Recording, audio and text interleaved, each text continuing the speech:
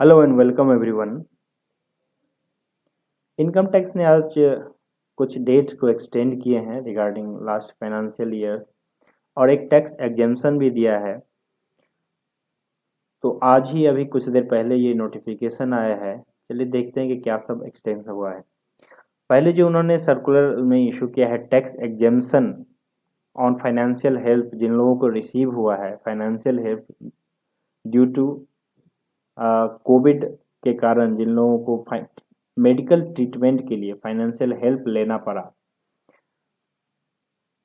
From employer या किसी और भी पर्सन से, तो उन लोगों को अब ये एग्जेम्पशन दे दिया गया है कि जो भी उनको ये रिसीव हुआ है फाइनेंशियल हेल्प, चाहे वो एम्प्लॉयर से उनको रिसीव हुआ है या किसी और पर्सन से उन्होंने लिया हो फॉर मेडिकल ट्रीटमेंट, कोविड का जो मेडिकल ट्रीटमेंट था उसमें जो उन लोगों को मिला है, तो ये जो अमाउंट मिला है इस पे आपकी कोई भी इनकम टैक्स की लाइबिलिटी नहीं बनेगी।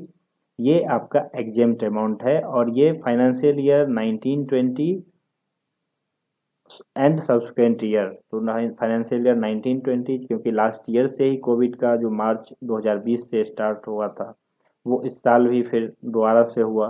तो 1920 या 2021 इसमें अगर उन्होंने किसी पर्सन से या अपने एम्प्लॉयर से उन्होंने मेडिकल ट्रीटमेंट के लिए कोई फाइनेंशियल हेल्प लिया था तो उनको ये एग्जेम्पशन दी गई है। सेकंड जो पैरा है वो उन लोगों के लिए है जिन्होंने कोविड में अपना लाइफ खो दिया।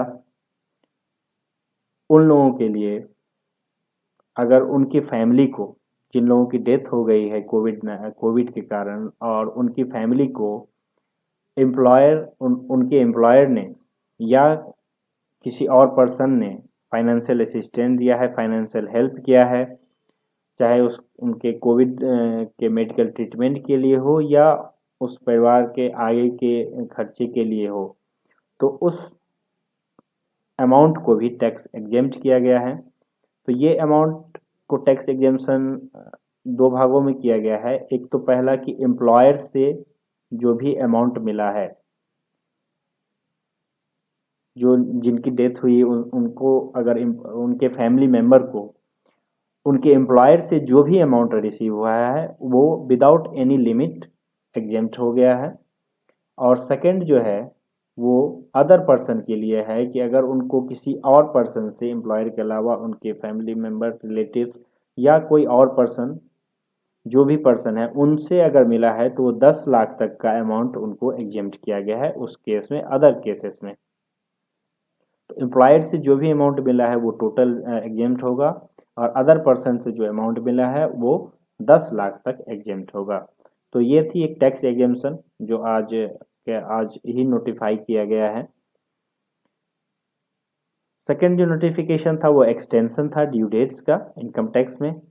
तो पहला जो ड्यू डेट्स था वो टीडीएस रिटर्न का, जिसका लास्ट डेट एक्सटेंड करके 30 जून किया गया था पहले, अब क्वार्टर 4 फाइनेंशियल ईयर 2020-21 का 15 जुलाई 2021 कर दिया गया है, 15 दिन से बढ़ाया गया। तो 15 जुलाई 2021 हो गया है quarter 4 financial year 2021 TDS return की।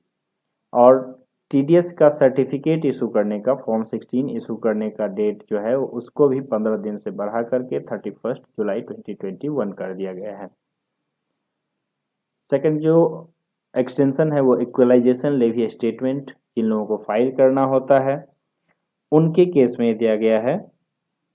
और इक्वलाइजेशन लेवी स्टेटमेंट जो है फाइनेंशियल ईयर 2020-21 के लिए, जिसकी ड्यू डेट 30 जून 2021 होती है, उसको बढ़ा करके 31 जुलाई 2021 कर दिया गया है। तीसरा जो एक्सटेंशन है वो एप्लीकेशन फाइल करने का है 80G का, 12 का, 35A1 2 ए में, 3 में या 10 to 23C में।